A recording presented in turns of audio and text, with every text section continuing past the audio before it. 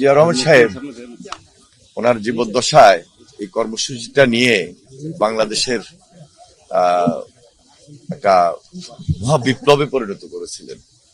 তো দীর্ঘদিন থেকে আমরা দেশবাসী ভুক্তভোগী যে খাল খননও নাই এবং এই যে পানি জলাবদ্ধতা অথবা জলাশয়ে কোনো পানি নাই, সেচের ব্যবস্থা নাই, সবকিছু থেকে দেশবাসী আমরা বঞ্চিত।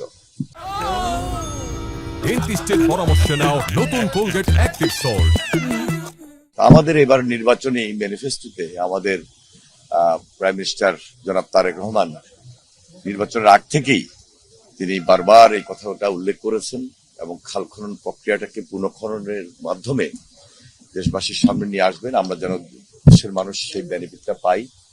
আজকে আমরা মিটিং করেছি, সিদ্ধান্ত হয়েছে 4টা মন্ত্রণালয়ে আমরা বসে, বিশেষ করে পানি সম্পদ মন্ত্রণালয়, স্থানীয় সরকার মন্ত্রণালয়, কৃষি মন্ত্রণালয় এবং দুর্যোগ ব্যবস্থাপনা মন্ত্রণালয় সহ আমরা এই 4টা মন্ত্রণালয়ে বসবো, আলোচনা করব এবং পরবর্তী সপ্তাহে সিদ্ধান্ত হবে। সিদ্ধান্ত অনুযায়ী আমরা কিভাবে খাল খনন এই প্রক্রিয়াটা একটা কর্মসূচি এবং বিপ্লব আকারে নিয়ে এই আন্দোলনটাকে সাকসেস করতে পারি, সেই সমূহ সিদ্ধান্ত আমরা পৌঁছাবো এবং আমাদের কার্যক্রম 180 দিন যেটা, সেই কার্যক্রম আমাদের শুরু হবে কার্যক্রমটা আমরা শুরু করব এবং ম্যাক্সিমামটা করার চেষ্টা করবো 180 দিনের মধ্যে দৃশ্যমান হবে। খুব সহজ হয়, 1 সপ্তাহের মধ্যে আমরা সিদ্ধান্ত নেব কবে থেকে শুরু করব।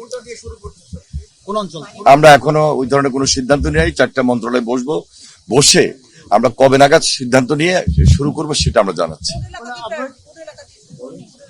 এলাকার ব্যাপারে তো সিদ্ধান্ত হয়নি, আমরা 4টা মন্ত্রণালয়ে বসবো, বসে সারা বাংলাদেশে আমাদের কিছু চলমান